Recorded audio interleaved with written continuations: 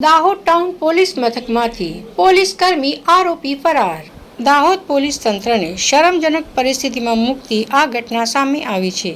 Dhanpur police મથકમાં ફરજ બજાવતા એક પોલીસ કર્મી સામે ગાડીઓ ભાડે લાવીને કટિંગમાં વેચી મારવાનો ગંભીર ગુનો નોંધાયો હતો। અમદાવાદના એક ગાડી માલિકે આ બાબતે ફરિયાદ નોંધાવી હતી, જેના આધારે પોલીસે તપાસ હાથ ધરીને આરોપી પોલીસ કર્મીને રાજસ્થાનથી ઝડપી પાડ્યો હતો।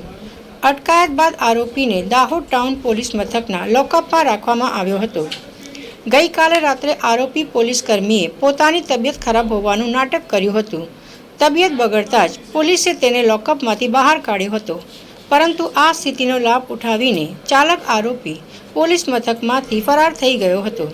પોલીસ સ્ટેશનની અંદરથી આરોપી પોલીસ કર્મી ફરાર થઈ જતા પોલીસ ઉચ્ચ અધિકારીઓ દોડતા થઈ ગયા હતા। હાલમાં આ ફરાર આરોપીને ઝડપી પાડવા માટે local crime branch, special operation group સહિત પોલીસની અલગ અલગ ટીમો કામે લાગી છે અને જિલ્લાભરમાં નાકાબંધી કરીને ચક્રો ગતિમાન કર્યા છે।